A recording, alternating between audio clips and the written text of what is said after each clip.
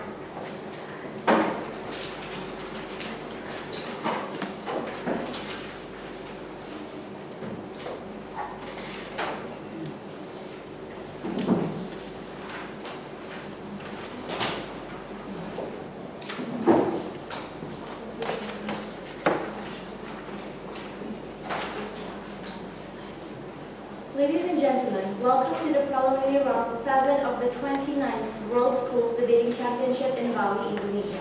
My name is Aya and I will be the chairperson of this debate, while Ophelia here will be the timekeeper. In this debate, each speaker will have 8 minutes to make their speech. After 1 minute, the timekeeper will signal once like this. After this, the debaters on the other team may offer points of information to the speaker. Debaters must stand up when they offer points of information. The speaker who has the floor may choose to accept or decline a point when it is offered. At 7 minutes, the timekeeper will again signal once. After this, no more points of information may be offered for the rest of the speech. At 8 minutes, the timekeeper will make a double signal like this. After this, the speaker must conclude within a few seconds. There will be a short break at the end of each speech for the judges to complete their notes. After the 6 main speeches, each team will have the opportunity to make a 4-minute reply speech. This can be made by either the first or second speaker on each team. No points informations are allowed during reply speeches. The opposition will make the reply speech first. After 3 minutes, the timekeeper will signal once to let the speaker know they have 1 minute left. After 4 minutes, the timekeeper will signal twice. Before the debate begins, I would like to remind you to switch off all mobile phones and anything else which might disturb the debaters. Should you need to leave or re-enter the room for any reason during the debate, please wait until the end of the speech to do so. Audience members should be aware that they may not participate in the main debate. There will be an opportunity to make comments after the judges have left the room at the end of the debate. I would now like to introduce the judges for this debate. They are Theodore, acting as the chair, and then Janet, Sebastian, and Abigail.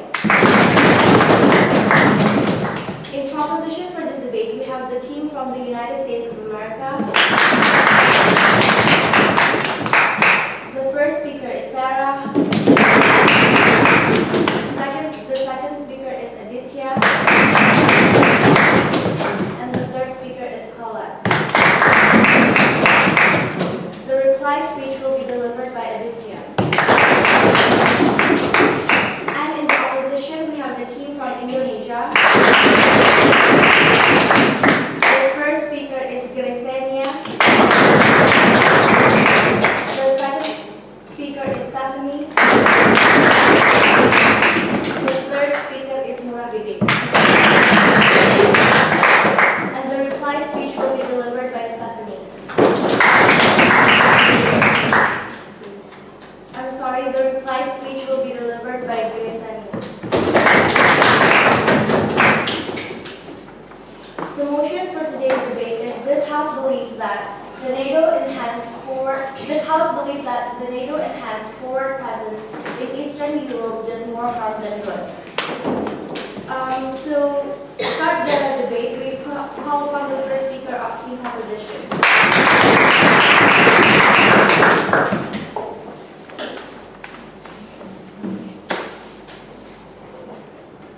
Russia is aggressive. Russia intends to take over Europe. Russia is a threat that needs to be contained both militarily and ideologically. If this sounds familiar, it's because it's the same rhetoric the West used to stir up fear in the Cold War. But now it's the same rhetoric that we use to justify NATO's posturing in Eastern Europe. But because we believe that creating the enemy constructs the threat, we are proud to propose the motion. This House believes that the NATO enhanced forward presence in Eastern Europe does more harm than good. Before presenting our first two substantive arguments in this speech, let's go over some notes by way of framing to contextualize today's debate. The first is that the enhanced forward presence is the forward deployed defense and deterrence posture in Eastern Europe by NATO, in the nations Latvia, Estonia, Lithuania, and Poland, equalizing up to about 6,000 troops. But we need to look to what today's debate is really about. Today's debate is about whether or not this particular action does more harm than good. But today's debate is not about whether or not Russia's recent foreign military interventions were justified. But next, what is our stance in today's debate? We on side proposition believe that there are more appropriate means to defend the eastern border of NATO and to provide security to these nations. To do so, we would take 4 key steps. First, remove the existing enhanced forward presence brigades. But second, provide alternative, overtly defensive, and tailored modes of assistance to the eastern Baltic states. This would look like a few things. First, increase cybersecurity to defend against cyber attacks, internal policing, and anti-tank and anti-aircraft military capacity. But third, we think that NATO should reconsider its highly militarized, antagonistic relationship with Russia, and instead support things like diplomatic measures that were outlined in the 1997 NATO-Russia Act. But fourth, we think that NATO-Russia cooperation is absolutely essential in the global age we live in, where Russia is key to solving some of the biggest problems we see, like ISIS, North Korea, and the refugee crisis stemming from the Syrian civil war. So with that, our first substantive argument is that the EFP decreases the security of Eastern NATO members. Essentially, the thesis of this argument is that the enhanced forward presence offers no chance to stop a hypothetical Russian invasion and offers no deterrence. Yet, it can often be construed by Russia as an act of aggression. So our first layer under this argument is that these troops offer no additional security to these states. This is true for two reasons. First, because of deterrence. Russia in the status quo does not have the incentive to invade any of these four nations. The reason is because of Article 5. Article 5 insinuates that an attack on one NATO member is an attack on all. Russia knows that they would not be able to handle every single member of NATO when it comes to combat. Additionally, Putin wants to stay in power. That is one of the only things he's actually shown us consistently through his time running Russia. He wants to remain in power, meaning he's not going to invade a NATO member state because he knows it would have drastic consequences and he would lose this power. But NATO's real deterrence is the threat of nuclear retaliation. Thus, since the battalions offer no marginal deterrence in light of these reasons, Russia will not intervene. But additionally, for side opposition to gain benefits in today's debate, they need to prove that these 10 or so battalions would offer marginal more deterrence than Article 5 and nuclear retaliation. But the second reason this is true is because even if Russia were to invade one of these four nations, the EFP wouldn't help. Let's talk about scale. We on side proposition recognize that NATO as a whole has much more troops than this, but the immediate force that would have to combat against hundreds of thousands of Russian troops is only 6,000. We really don't think this would have a strategic advantage enough to hold off these troops. But second, we think these troops are poorly organized. They are literally compiled of 4 different nations' troops all in one, with different infrastructure and different strategies. So we don't think they can make this cohesive response to this action in a short period of time. But third, we think that Germany would actually be able to get there at literally the exact same time frame as the EFP in terms of a Russian invasion. But Germany has around 180,000 troops, meaning they would have a strategic advantage, and this is an alternative that would not perpetuate Russian aggression. Ultimately, at the end of this argument alone, we have already shown you that these troops do not deter Russian aggression, and they are purely symbolic. But the second layer under this argument is that it's likely that Russia will take this as an act of aggression. 3 reasons this is true. First, because of its proximity to Russia. Imagine if Russia put 6,000 troops on the US-Mexico border and said, no, they're just there for defense and peace. We really don't think the United States or Mexico would take this very lightly, and instead it would engender a desire for the United States to respond. Second reason this is true is because of the historical significance of the Baltic region. We think these nations are former satellite states that were explicitly thought of as a buffer against Western invasion. But now you have these troops stationed there. Third, look to the identity of these troops. They're compiled of German, English, and American troops that have different ideals than the Russian regime. That is likely to result in Russian retaliation, and we think that will look like a few different things. First, increased cyber attacks. Second, fake news attacks. Third, increased domestic militarism that would make accidents more likely. For example, there was a 2011 NATO attack in Pakistan that had accidental killings. That's what happens when you align all these different troops and try to have them make a cohesive response at once. But third, we think there will be explicit military invasions elsewhere in places like Moldova, Georgia, and Ukraine. At the end of our first argument alone, it is very clear that this EFP is purely symbolic. But when symbolic benefits equate to real harms, we think that means the EFP does more harm than good. But before I go into our second argument, Are you aware that exactly because of the EFP, nations like Georgia already want to join NATO, and you've proven why joining NATO itself is already a deterrent? we are saying that when these nations join NATO, and whenever NATO specifically tries to provoke Russian aggression, that is why Russia tries to invade within these nations. We aren't justifying Russian aggression in any way, but we are stating that whenever NATO does things like place the EFP in some type of offensive battleground, this is why nations individually, Russia tries to provoke them. But our second substantive argument is that the EFP increases the likelihood of political instability in Europe. The first layer under this argument is that Russia will use this operation as a claim to increase political discord amongst Russian-speaking demographics in the Baltics. We think this will look like what has already happened within Ukraine, whenever Russia is constantly pumping fake news within this nation, telling these individuals that their country is being invaded. Unfortunately, this will undermine political stability of both these states and harm non-EU member states. But we also think this will lead to things like violent protests, uprising, and wars, because it undermines this political stability. This is an inherent harm that the EFP has. It undermines the political stability of these nations when it is just trying to be a symbolic act of unifying these nations.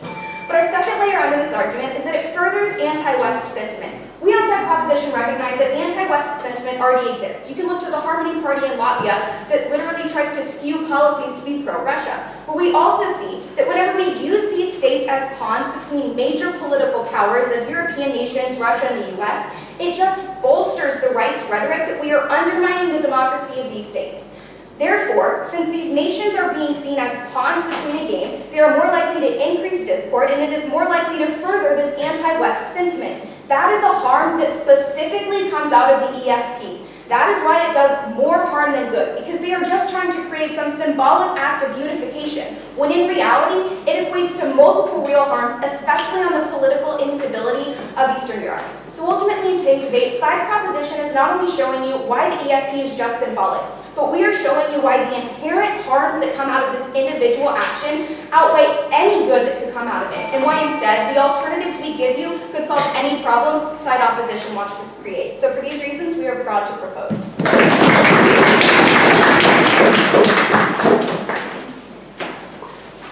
First proposition spent 8 minutes and 7 seconds. 8 minutes and 7 seconds.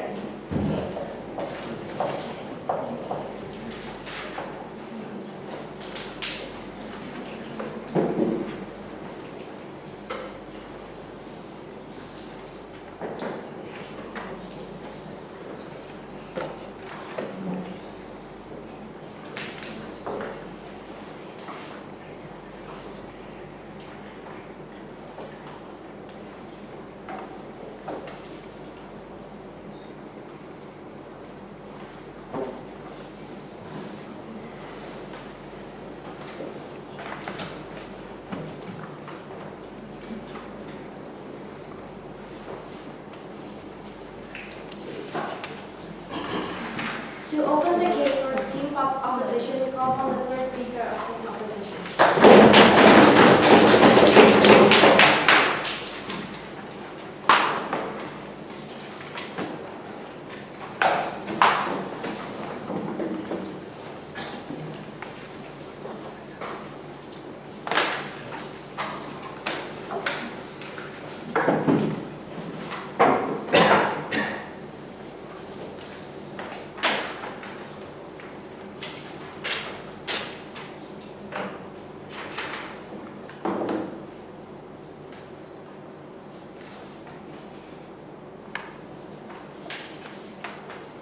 Ladies and gentlemen, we think that Team USA has taken a half stance in this debate when they want to provide you alternatives towards the NATO EFP to begin with, right? Because they told you they want to create a tailored program using cyber information tactics and so forth. But they never explained to us what is the difference between that and the EFP. Because if they tell us that the EFP will create Russian aggression and will trigger Russia to become even more aggressive, then what is the difference of creating and instigating a new tailored program anyway? Because Russia will react in the exact same way if that is what they want to defend in their case, right? But furthermore, they never explain to us who will conduct these tailored programs, right? Because understand in the contextualized society today that in the Baltic states itself are very, very lacking in terms of military equipment and so forth. So what we mean by this is that obviously NATO will be the one who will be conducting this tailored program anyway, and that is what exactly they've been doing. We don't understand the stance coming from Team USA. But second of all, when he talked about that they want to champion diplomatic talks and progress and so forth, ladies and gentlemen, understand that it has never worked in the past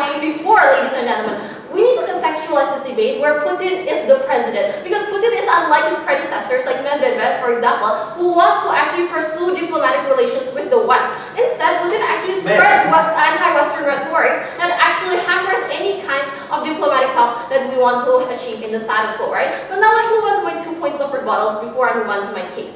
First, they told you there's no additional benefit of security because it's just a symbolic gesture, right? Ladies and gentlemen, this alone cannot be credited as a harm, because just because they've proven there's no additional security doesn't mean there's a harm to begin with, right? But it's not purely symbolic, ladies and gentlemen. That is what you need to understand. The fact that there are multiple trainings from multinational groups means that they actually feel an inherent need to actually conduct these trainings, and this is not just symbolic, but they're actually preparing for an actual Russian attack and Russian invasion to take place. But secondly, ladies and gentlemen, even if it's symbolic, it's actually very much critical in the kind of society we're living in, because NATO is often viewed as weak nowadays, ladies and gentlemen, and that is why we need to show and make it perceived to the world that we are stronger, and the NATO EFP stationing there is actually a form of us showing our power and showing that NATO is still relevant in very status quo. But ladies and gentlemen, the primary problem with the case from USA is that they seem to be living in a delusional world where Russia is neutral and is only triggered by the existence of NATO EFP. Because in reality, Russia has mobilized at least 30,000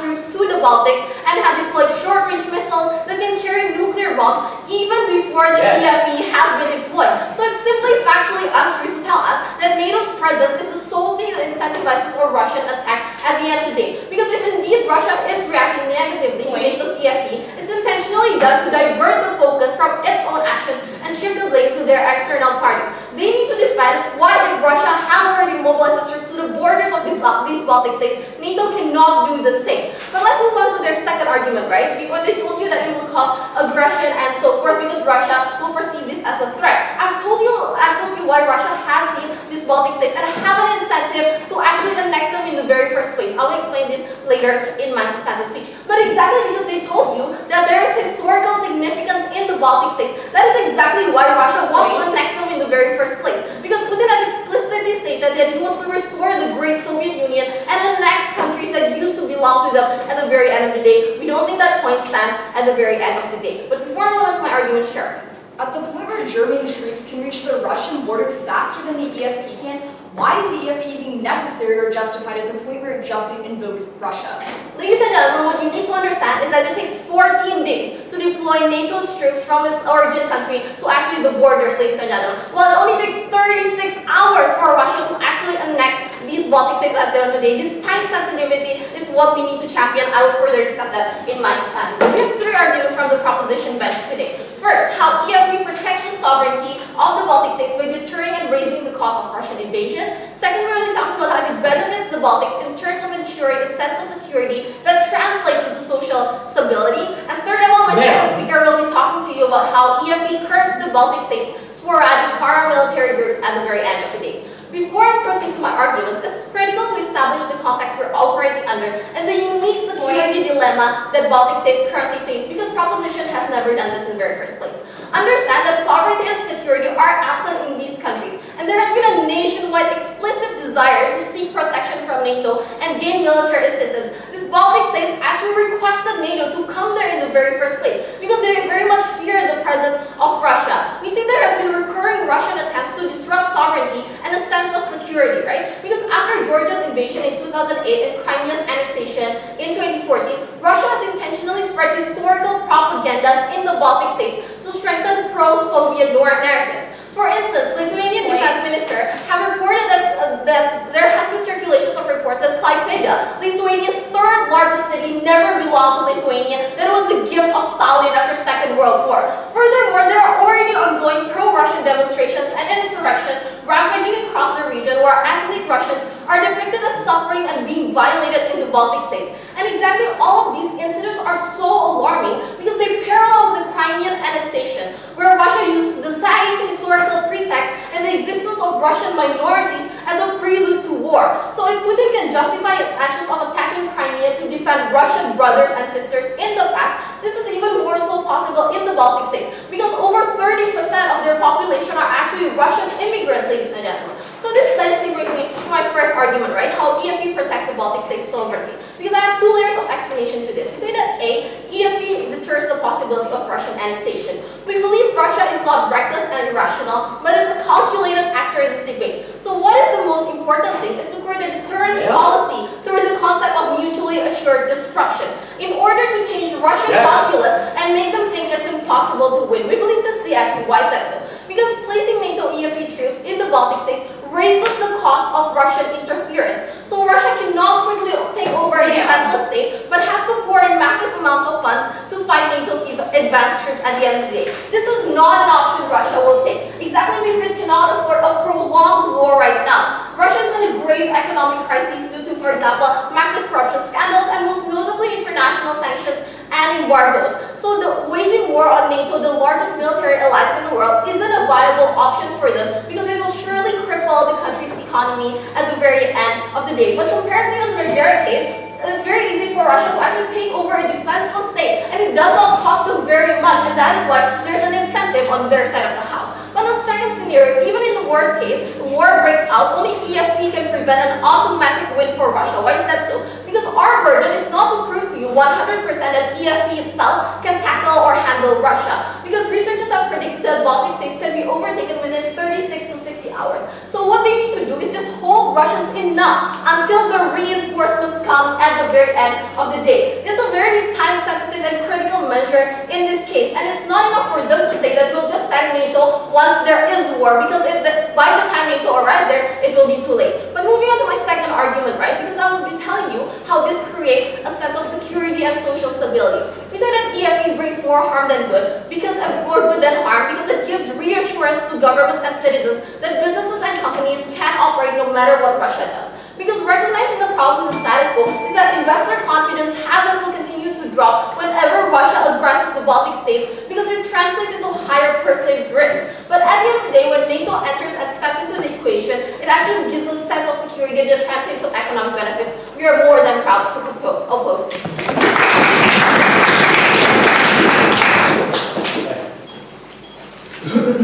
First opposition span 8 minutes and 18 seconds.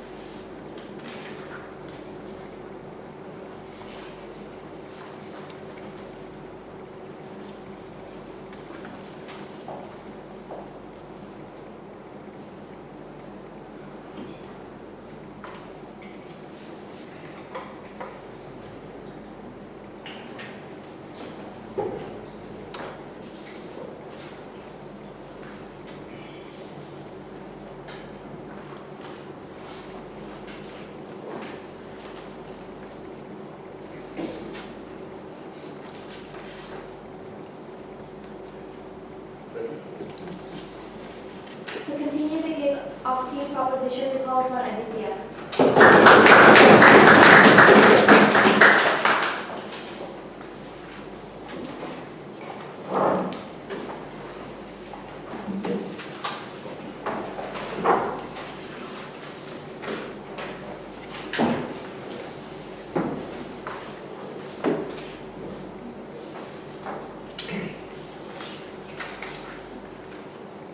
Side opposition needed to do two things in their speech. First, they needed to show you why existing deterrents weren't enough, and as such, the EFP was justified. Second, they needed to show you why EFP actually helped. At the point where opposition 1 literally tells you about the benefits of mutually assured destruction, which is something that you get under Article 5 existing deterrent, we don't think that opposition has met either of these burdens in today's round. Two questions of rebuttal. First, is Russia actually going to attack these states? And second, is EFP enough to provide a deterrent? But before that, a quick clarification on our stance. Opposition challenges us to show the difference between our stance and the EFP.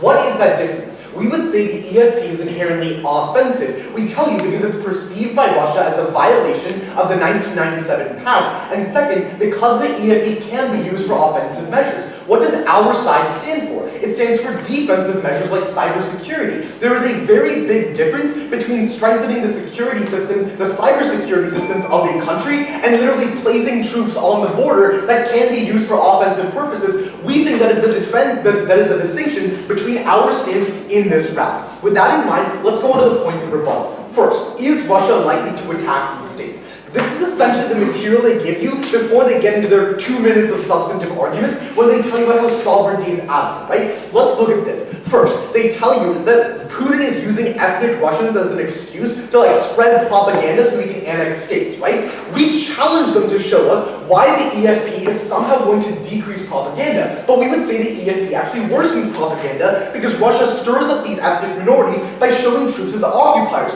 Where did we see this before? We saw this in Ukraine in the early 2000s. When the United States deployed troops, Russia used those troops, painted the West as foreign occupiers, and then that led to the election of the pro-Russian Viktor Yanukovych regime. We think that all their side of the house does is increase the kind of propaganda that they themselves don't want. Let's look at the second point about Georgia and Ukraine. First, we would say that neither of these countries were NATO members, and as such, weren't backed by the Article 5 guarantees that exist for Estonia, Latvia, Lithuania, and Poland. But moreover, we would say that both of these countries suffered because of the West making overtures towards those countries. NATO stationed troops and asked Ukraine to join in 2013 and 2014. That's what led to the Russian invasion. In US and Georgia, the US and Georgia were training troops between July and August of 2008. Russia and South Ossetia began training troops correspondingly, so what happened was an accidental explosion caused Georgian troops to fire on South Ossetia, literally sparking the Georgian invasion that they tell you about. This is the narrative that we tell you about in Proposition 1 about accidents, something that was never engaged with. Sovereignty exists for the 4 states, maybe it didn't exist for Georgia and Ukraine, but we would say the problem there was NATO. But essentially, here is their narrative. Their narrative is this completely unrealistic idea that Russia is going to go to conventional war in Europe. 5 reasons why this does not happen. First, Article 5 is strong. No NATO state has ever been attacked by Russia, and the only time that a NATO state ever called upon other NATO states to help them, every single NATO state met their guarantees. But second, we would say nuclear deterrence still stands. At the point where Opposition 1 literally tells you that mutually assured destruction is very important, we would say that's a guarantee that you get with the nuclear arsenals of Article 5, not with 6,000 troops under the enhanced forward presence. But third, we think there is an immense domestic political cost. At the point where Vladimir Putin is already facing backlash for troop death in Ukraine, we think the Russian people are highly unlikely to support all-out war in 4 different states. But fourth, we tell you, because of the oil prices drop, they themselves tell you there's an economic downturn in Russia. Exactly, that's cut military spending significantly. And fifth, sanctions. What has happened because of Western sanctions? Foreign direct investment is down. Russia can't access the Western loan market. The reserves of money are running out, and military imports are banned. Russia literally has no political, economic, or military capability to wage conventional war in Europe. So what does Opposition 2 need to show you? Not only do they need to show you that Article 5 isn't a strong enough deterrent, but that Russia can overmount all of these 3 barriers to actually waging war in Europe. That's the only way the side of the House gains any offense in this round. Now, their main argument is the idea that EFP is somehow going to protect forces, which takes us to the second question of rebuttal. They basically tell you mutually assured destruction is good. Yes, we think that exists under Article 5. Why exactly is EFP not actually very strong? Here's what they tell you in response to our material about the EFP not providing security. We tell you that the scale isn't enough, we tell you interoperability doesn't exist, and we tell you that the German response is much faster. All they say is, well, that's not a harm. We say, okay, it's not a harm, but it's a reason your side literally does no good in this round, right?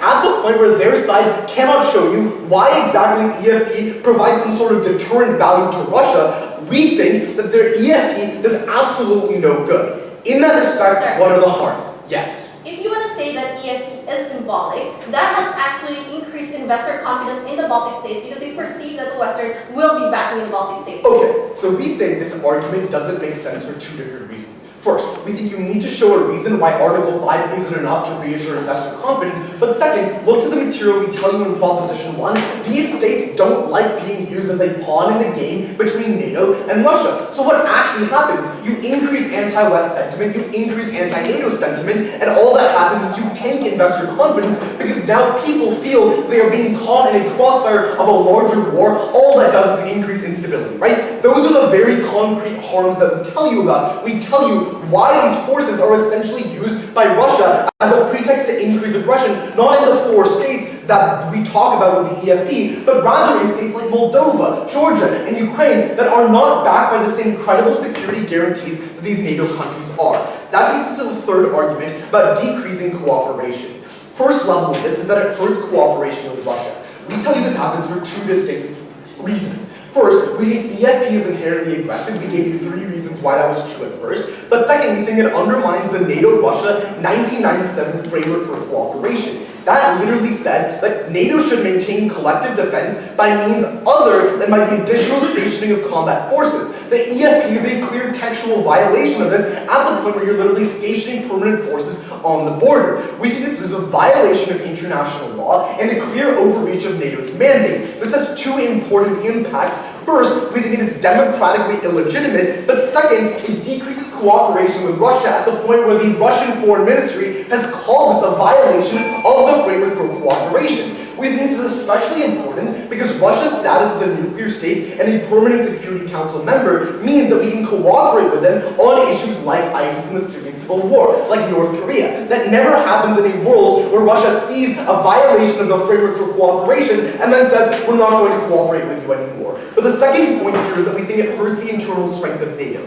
This is true for 3 reasons. First, we tell you about why you increase anti-NATO sentiment in those 4 nations, no engagement. But second, we think you increase anti-NATO sentiment in contributing nations. We told you at first there's no substantial threat, so what actually happens? You have battalions stationed indefinitely draining resources. This feeds the right-wing populist anti-NATO sentiment that exists in countries like France and Germany today. But third, we think you undermine the very real work that NATO does at the point that you undermine the internal strength of NATO. This includes things like ground and tactical responses to crises, like helping states in the Horn of Africa deal with pirates. At the end of the day, what are the 2 sides giving you? Proposition gave you a host of distinct reasons why we think the EFP does nothing and why we think it only makes the problem worse. All opposition could give you is 2 minutes of substantive analysis about what mutually assured destruction was good. We think that exists under our side of the house. That's why we're so proud to propose.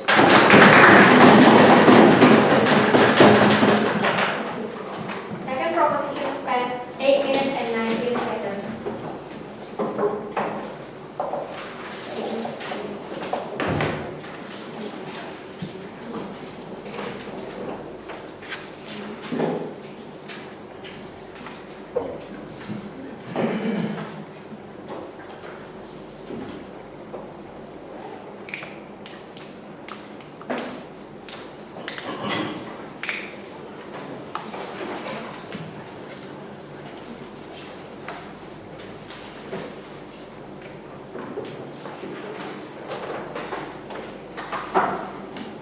To continue the case of team opposition, we call for Stephanie.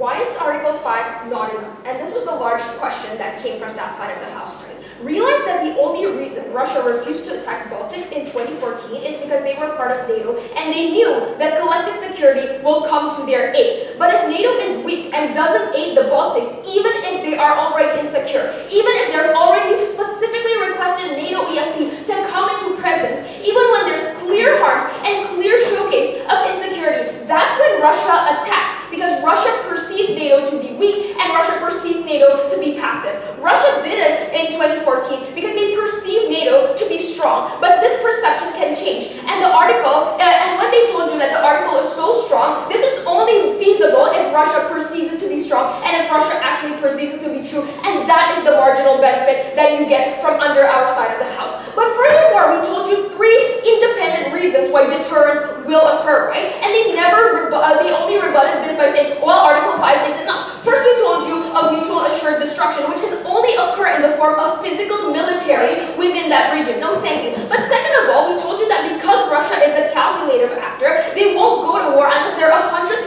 sure that they will actually win that war. Recognize that you can only win that war and you can only gain certainty if the ratio is 3 to 1, the ratio of military. Currently, with the plans to deploy 8 more battalions from the US and the UK, the ratio is at 2.5 to 1, which means there is no certainty which side will win. There is absolutely no certainty to say, well, NATO will lose and Russia will win if war does occur, and they cannot claim that under their side of the house. But third of all, realize that our burden is not to prove that they will win immediately, but that NATO can hold Russia long enough to actually deploy backup, and for this reason, they will win if the war does occur, right? Their only argument or their only response to this when they said that Germany will be able to get there in time, and that's symbolic, etc., right? Recognize that they have never proved why the Baltic states independently can halt these attacks in time for the Germans to actually deploy those troops. They never established a time frame of how long it takes for the Germans to deploy that troops, because we told you that it only takes 36 hours for Russia to actually annex the Baltics, and we think in this time frame, with Germany having to mobilize, gather troops,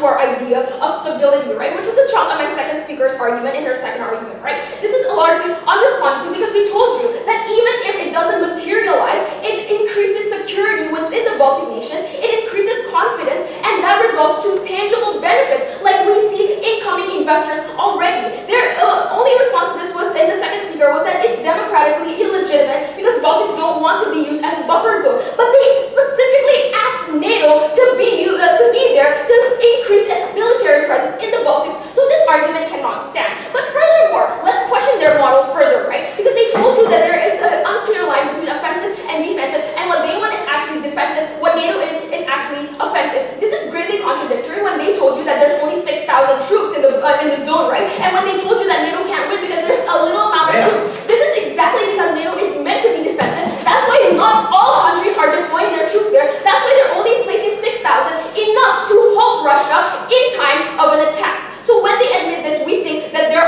whole argument already falls. But let's tackle their second speaker substantive, which when they said that it kills the possibility of cooperation, right? First of all, there's been what's called the NATO-Russia Founding Act, where there's a list of agreement for military involvement. NATO's EFP fulfills all those agreements, and you should recognize this.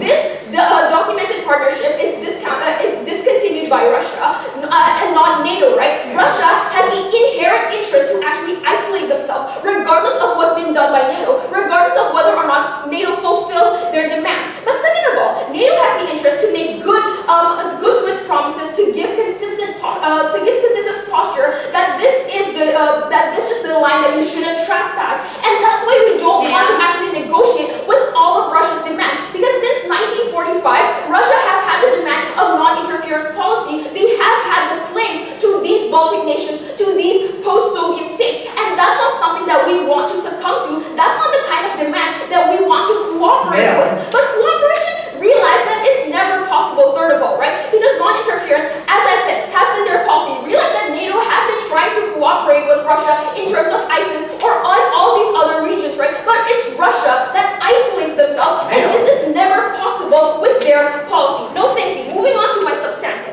How the EFP actually curbs Baltic's paramilitary groups. Let's first recognize the inherent problem, because there's already insecurity, as we've said it before, and all the heart that my first speaker told you, right? This insecurity is channeled through paramilitary groups, which are more sporadic military groups that's been created by the citizens of the countries itself. They spread anti-Russian sentiment, specifically in Lithuania.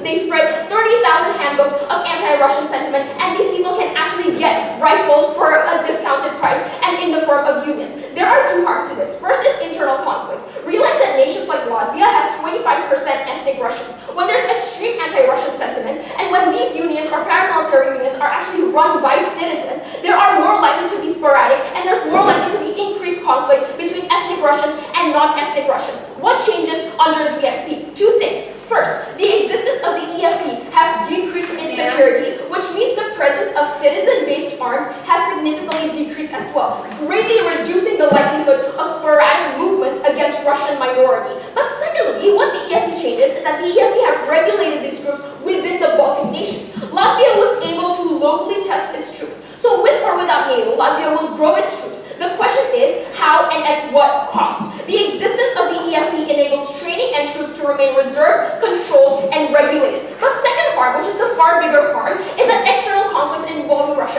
And this is where I will prove to you that a Russian attack is far more likely to happen under their side without the EFP. What happens if we don't curb these internal conflicts? There is always social instability within the Baltics that is fabricated by Russia, and that always becomes a justification for Russian involvement. This can be parallel to the Nagorno-Karabakh conflict, for instance. Azerbaijan was a post-Soviet state that had internal conflicts with Russian minorities, with ethnic Russian minorities. This became a reason for Russia to actually interfere and perpetuate that conflict to the point of which Nagorno-Karabakh, a region, actually separated, and this region is now regulated by Minsk, ladies and gentlemen. But what changes with the EFP, right? Because realize that this greatly parallels the Baltics. The Baltics has far more Russian minority than Azerbaijan, which only amounts to 1.3%. But even this Russia can utilize. What changes is the fact that the EFP curbs the internal harms and controls these paramilitary groups, means that it's prevented the multiple scenarios of instability because Russia has many tools to infiltrate and not immediately invade. In retrospect, this Russian attack is far more likely to happen and is already beginning to happen.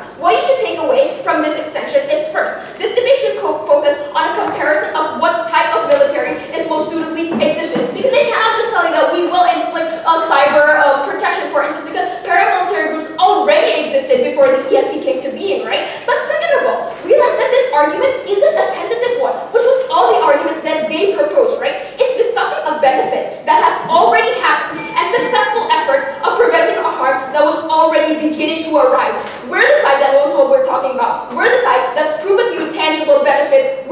Oppose. Second opposition spends 8 minutes and 11 seconds.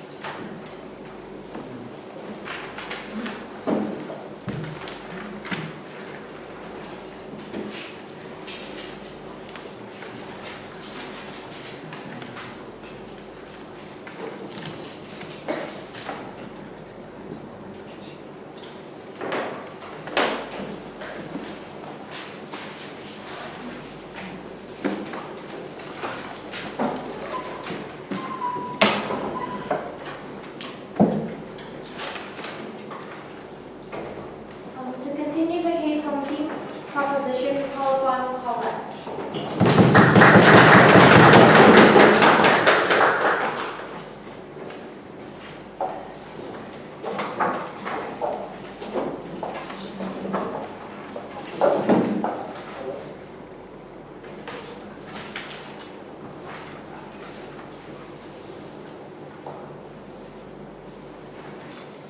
You know, maybe if the second speaker had taken a POI in her speech, maybe she would have been able to answer the two questions we've been asking them this entire time.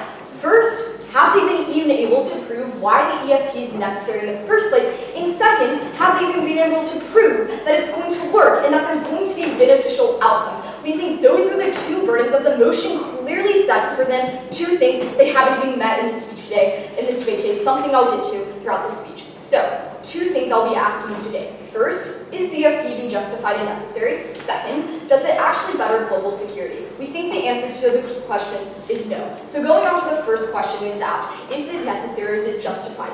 They literally concede to you that the EFP simply can't fight off Russian troops. So we would ask them, what's the point of having it in the first place if one, it doesn't even have the ability to fight Russian troops, and second, it only invokes Russia, makes aggression more likely to happen in the world. But secondly, at the point where they literally concede to you that other NATO troops can come in, we're still confused as to why the EFP needs to be there in the first place.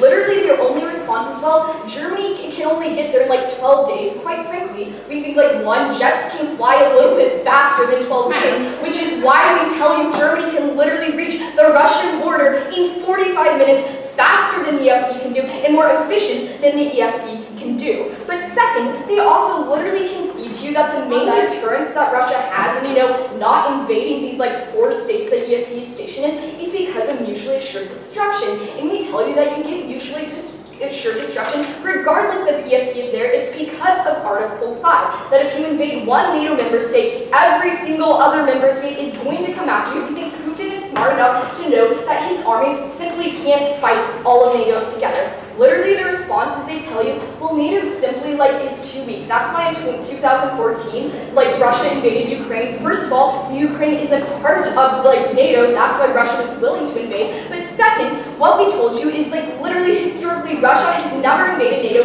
because of Article 5. We think that's a pretty clear symbol of why Article 5 is so strong, but why NATO is so strong. But second, if NATO is so weak, how can all of a sudden they can support 6,000 troops being stationed on the border of Russia? We don't think that makes sense. But thirdly, we would ask them to please give us actual structural reasons for why NATO is so weak than simply just asserting it's weak and we need to have the EFP because quite frankly, we don't think it's strong enough to invoke Article 5. We don't think that's a good level of analysis here. But thirdly, what they try to tell you is, well, literally the only reason why EFP might be needed is because countries need to feel safe. We agree, it's good that countries that are part of NATO feel safe, which is why we tell you to look at our model, where we give you a few ways we can do this. Things like, increasing policing within the country, things like increasing security against cyber attacks.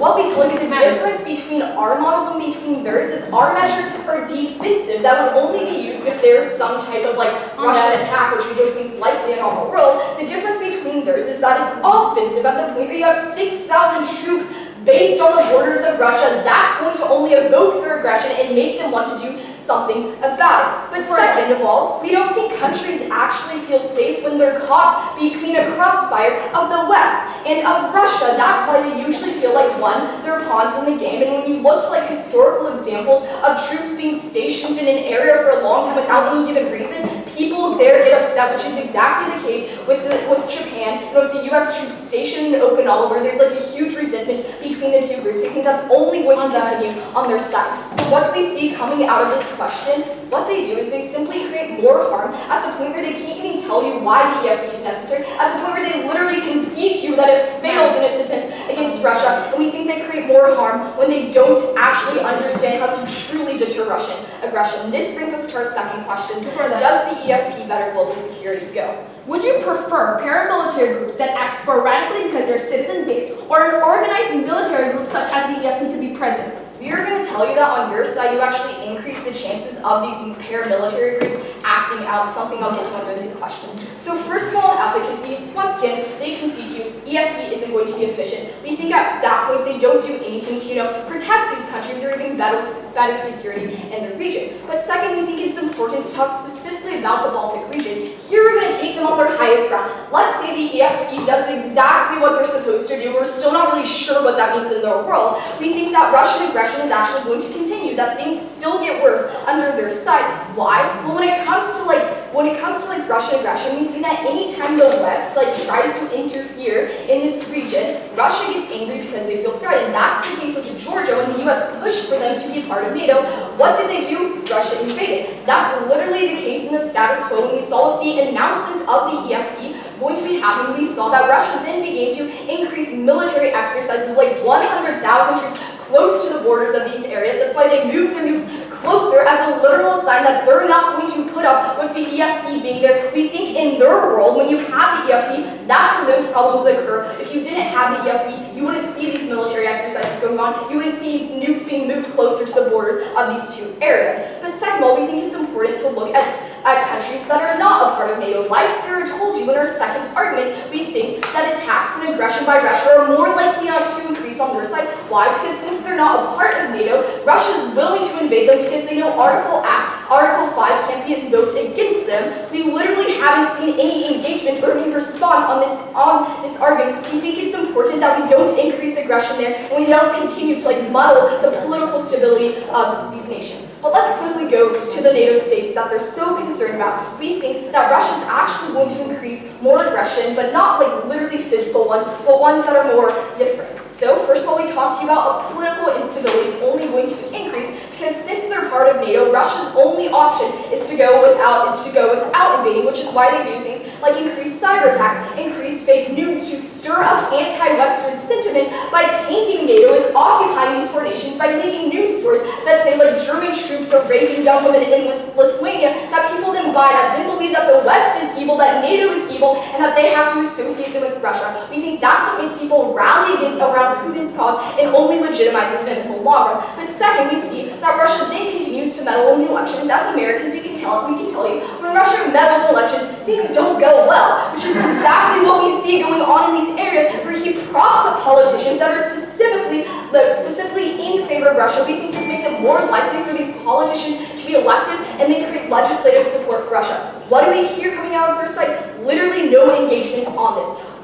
Their only response really is, no, you're just going to increase anti-Russian sentiment, which somehow increases these paramilitary groups from acting out. We think no, that's untrue. Because of the political instability that rises up, because you increase tensions between those that favor the West and those that favor Russia, we see paramilitary groups on both sides rise up and both continue to fight each other. And we think not only does that create political instability, but we also think it creates physical effects that are going to be harmful. But lastly here, how exactly does this affect the entire world? Like we tell you, we need Russia's cooperation when it comes to fighting things like Syria and fighting the things going on in North Korea. What we tell you here, when Russia feels provoked, when they feel like NATO's no longer willing to engage with them, but instead just enrage them, it makes Russia less likely to cooperate in these regions. And we think that this is structurally important because it means that NATO then is perceived as weak, as enforcing troops that aren't going to do anything, but instead making ties between Russia and the West even more confusing, which just leads to global security going down in the long run, and the point where the West and Russia can no longer cooperate, but instead choose to go to war. We think on their side, the only good they talk about is symbolic safety, but we think what really happens is they increase the likelihood of political instability and the likelihood of war. We think those harms are a lot bigger. Thank you.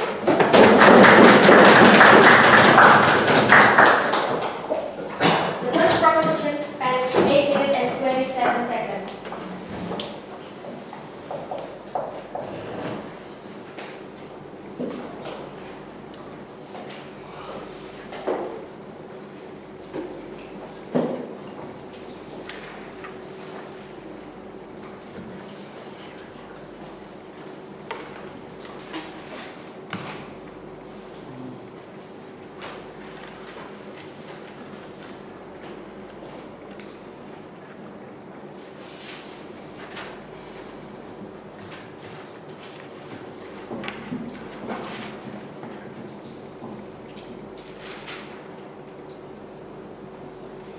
To continue the case of team opposition, we call upon Murahidin.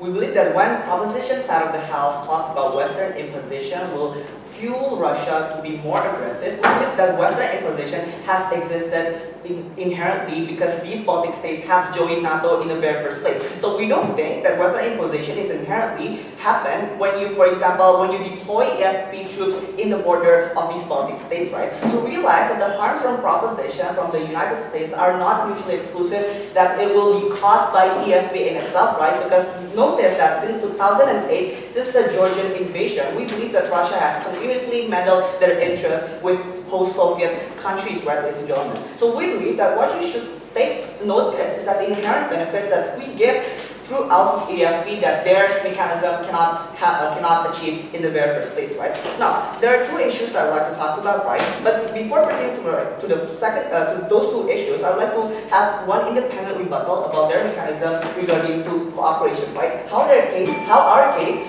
for example, destroys the cooperation with Russia. Well, this is a silly argument, ladies and gentlemen, because we have no chance at all to cooperate with Russia. Even when, for example, the United States want to get closer to Russia in terms of solving ISIS in Syria, well, guess what? Russia does not want to succumb to what Putin demands, right? Yes. Because we believe that Russia inherently works on its own interest, which means that its own interest is to basically mobilize their influence to post-Soviet countries, in which it is clearly conflicting with the interests of NATO and those Baltic states, which means that cooperation cannot exist in both sides of the house. So we believe that the mechanism that they want to propose and the harms regarding how the cooperation with Russia should not exist, right? But we believe that secondly, this is why inherently why cooperation fails, we want to achieve it through EFP, right? Because we believe that the 1997 pact failed because Russia continuously bailed out, where NATO in itself wants to engage mutual relation with Russia in the past, right? This proves that cooperation cannot happen in their side of the house, which means their mechanism is just a delusional one, right? But let's proceed to my two issues that I want to talk about in today's debate, right? Firstly, how will Russia behave on our side? First, they told us that we do not need EFP because it will trigger Russia to be more aggressive. They told you that Article 5 is enough deterrence to basically ensure that Russia will not be aggressive, right?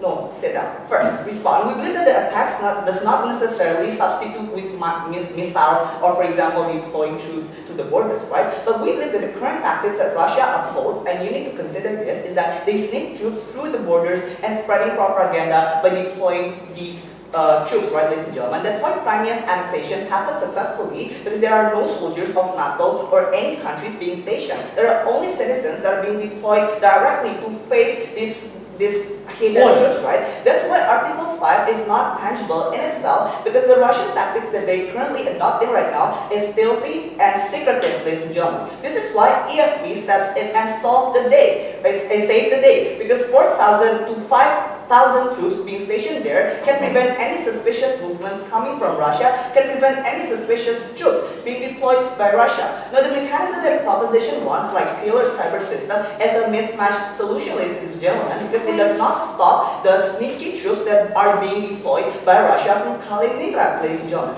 But even if Russia uses the sentiment of Western imposition, we think that troops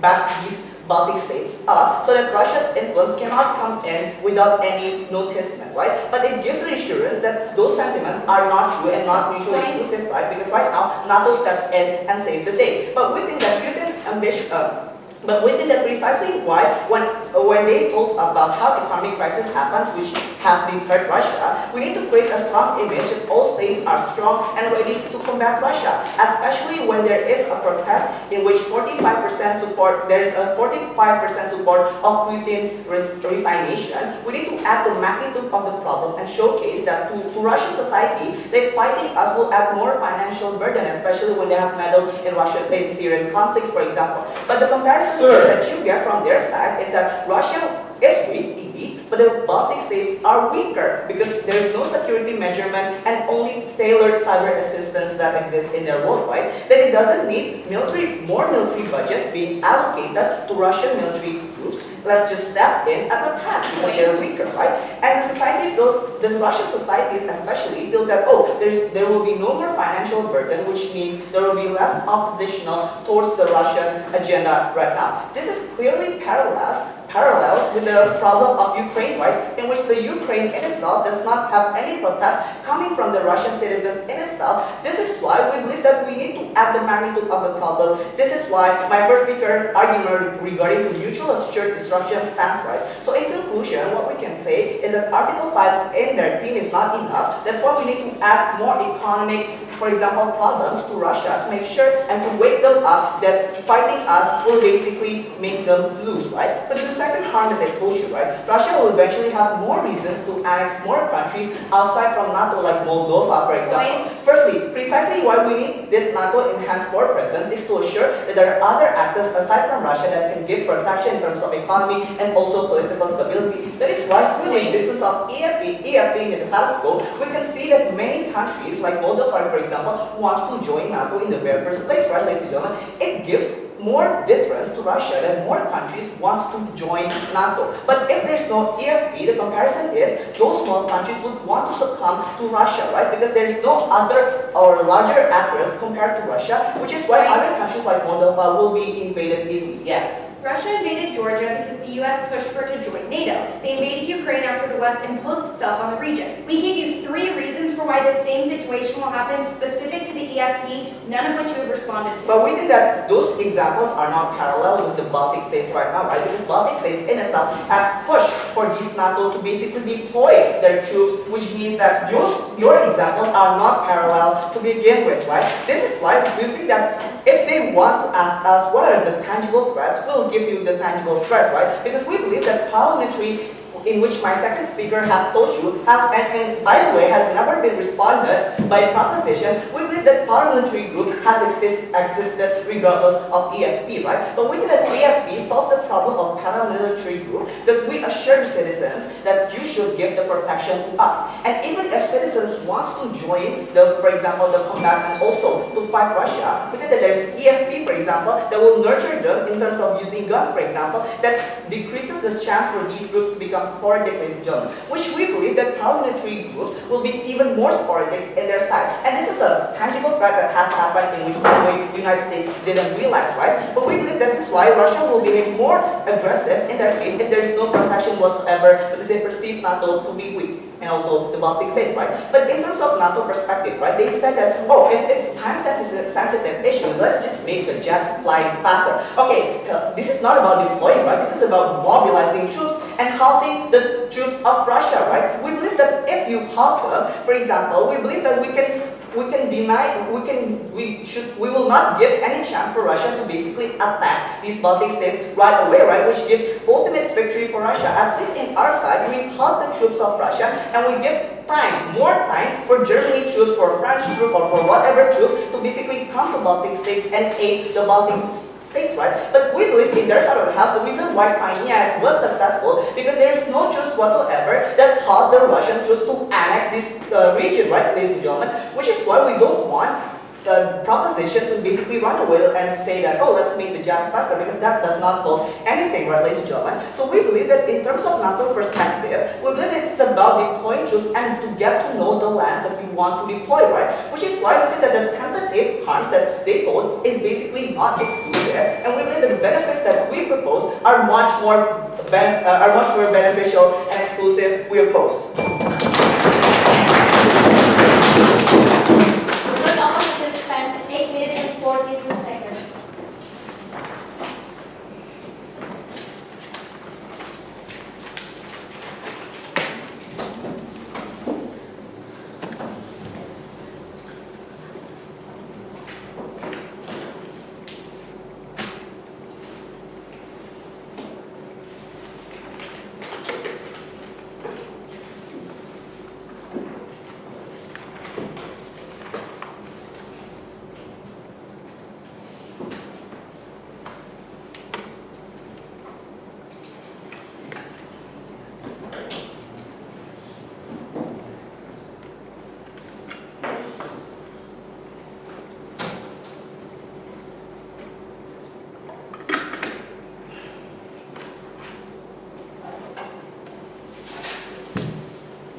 To conclude the case of tweet opposition, we call for the reply speaker.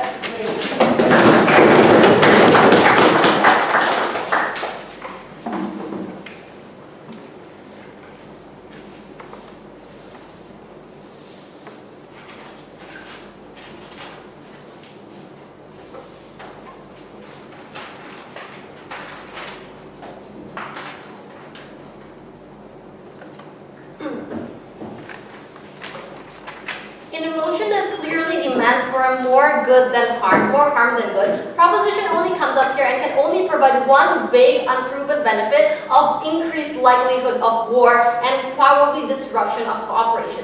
Opposition, on the other hand, has provided you multiple benefits that range from, for example, 1, we told you that it can deter Russia and protect the sovereignty of Baltic states. 2, we say that during attacks, it can allow more time for reinforcements to come and aid these countries at the very end of the day. Third of all, we told you about the idea of reassurance and how economic and social stability are so important. And fourth of all, we already told you about the curbing of sporadic paramilitary groups that can only exist when the EFE comes here. So we have provided you 4 independent benefits that are not contingent on whether or not Russia will attack. For example, economic and social stability. Regardless of whether or not Russia attacks, we say that this benefit still stands. However, their case is only contingent on whether Russia will attack or not at the very end of the day, and we don't think they have proven this necessarily in their case. So 2 questions I would like to ask in my reply speech, right? First of all, let's ask the question, is there a threat and is it legitimate for NATO's EFP to enter these countries? And second of all, let's talk about the harms versus benefits that have been circulating in today's debate. But it is very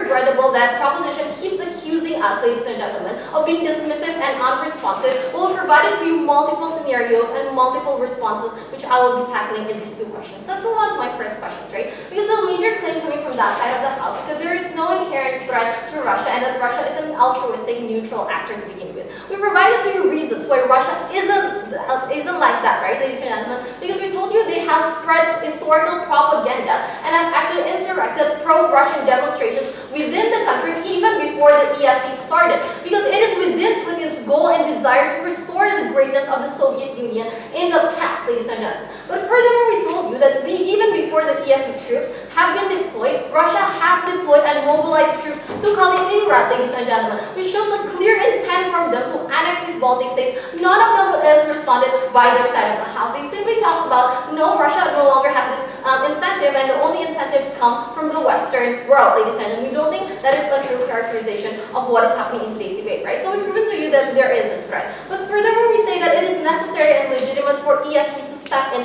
at this point. Because the major argument coming from that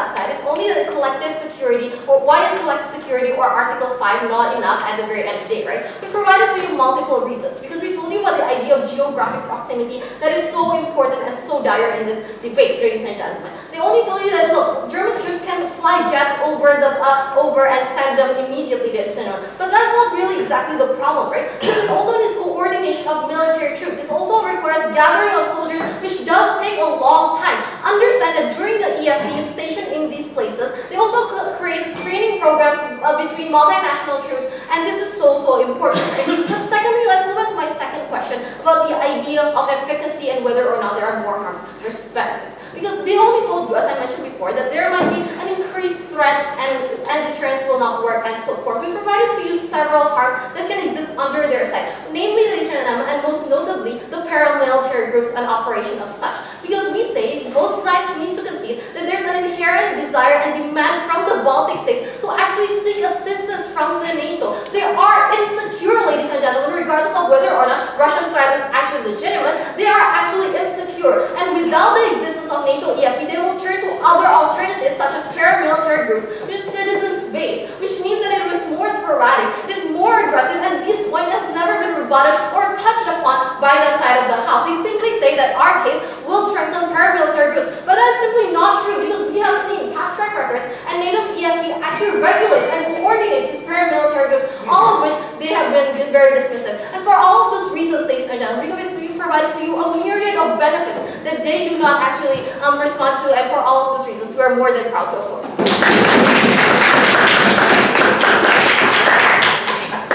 Opposition reply spans 4 minutes and 14 seconds. To conclude the debate, we call upon the reply speaker of team opposition as a TF.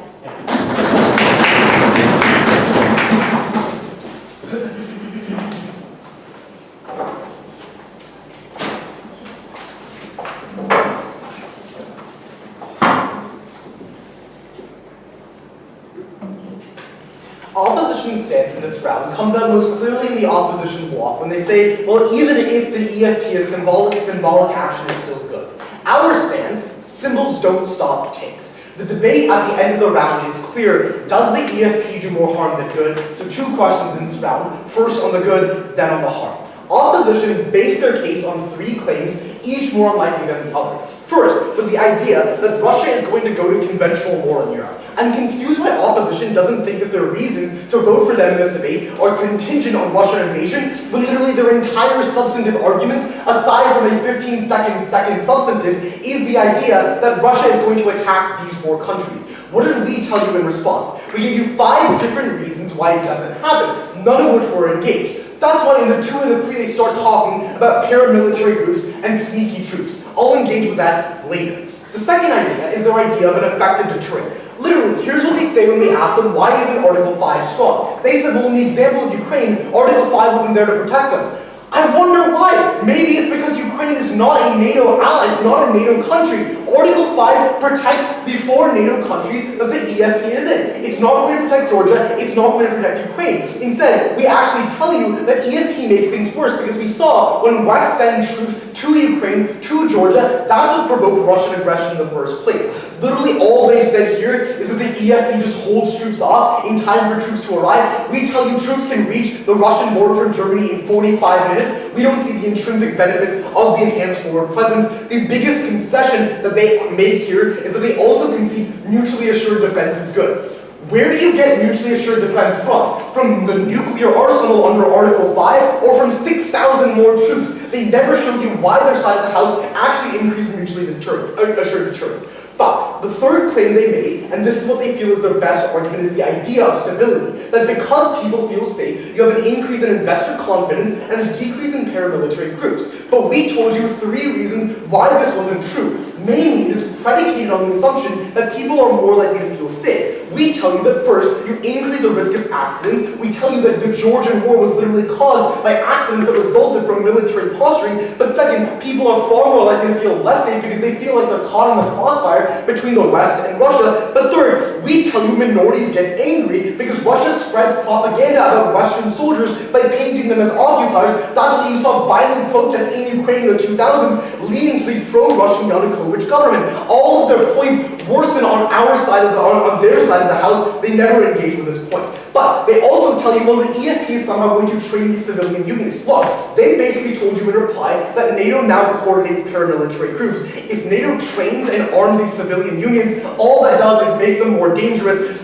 At best, they have nothing left but symbolic good. We will tell you that the harms clearly outweigh this. That's the second question on what the harms are. We told you there were three distinct harms. First, instability rises within host countries. You see more violence, more risk of accidents, and greater anti-Western sentiment feeding domestic backlash. No engagement. Second, we tell you instability rises in the region.